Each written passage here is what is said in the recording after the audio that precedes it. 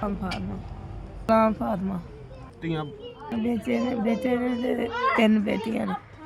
3-4 ਸਾਲ ਤੋਂ 10 ਸਾਲ ਦੀ ਬਿਮਾਰ ਹੋ ਗਈਆਂ ਤੇ ਮੇਰੇ ਪੇਟ 'ਚ ਪਾਣੀ ਹੈ ਤੇ ਨਾਲ ਕਾਲਾ ਜਰਕਾਨ ਹੈ। ਚਲਿਆ ਨਹੀਂ ਜਾਂਦਾ, ਫਿਰਿਆ ਨਹੀਂ ਜਾਂਦਾ। ਮੋਟੇ ਡਾਕਟਰ ਕੋਲੋਂ ਦਵਾਈ ਲੈ ਲਈ ਹੈ, ਕੋਈ ਆਰਾਮ ਨਹੀਂ ਆਉਂਦਾ ਹੈਗਾ। ਮੰਜੇ 'ਤੇ ਪਈ ਰਹਿੰਦੀ ਹਾਂ, ਦਰਦ ਬਹੁਤ ਹੈ ਪੇਟ ਦੇ ਵਿੱਚ, ਕੋਈ ਦਵਾਈ ਨਹੀਂ ਲੈਂਦਾ ਹੈਗਾ।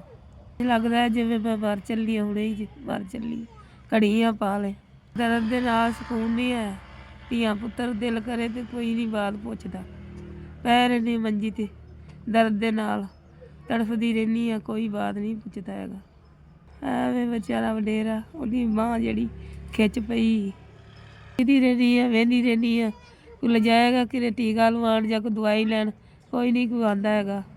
ਪਈ ਰਹਿੰਦੀ ਅੰਦਰ ਤੜਫਦੀ ਰਹਿੰਦੀ ਆ, ਕੋਈ ਹਸਪਤਾਲ ਜੀ ਅੰਦਰ ਕਰ ਦਿੰਦੇ ਨੇ, ਇੰਜੀ ਬਾਹਰ ਕੱਢ ਦਿੰਦੇ ਨੇ, ਭਾਵੇਂ ਅੰਦਰ ਤੜਫਦੀ ਰਵਾਂ, ਨਾ ਕੋਈ ਪੁੱਛਦਾ ਨਾ ਦੱਸਦਾ।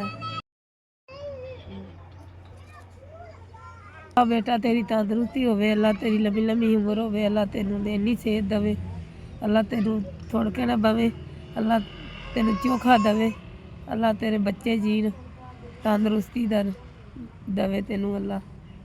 ਜਿਹਨੇ ਸਾਨੂੰ 5000 ਰੁਪਈਆ ਦਿੱਤਾ, ਅੱਲਾ ਉਹਦੀ ਤੰਦਰੁਸਤੀ ਦੇਵੇ, ਅੱਲਾ ਉਹਨੂੰ ਲੰਮੀ ਲੰਮੀ ਉਮਰ ਹੋਵੇ, ਅੱਲਾ ਉਹਨੂੰ ਸਿਹਤ ਦੇਵੇ, ਅੱਲਾ ਪਾਕ ਉਹਨੂੰ ਤੰਦਰੁਸਤੀ ਦਾ ਮੌਕਾ ਦੇਵੇ।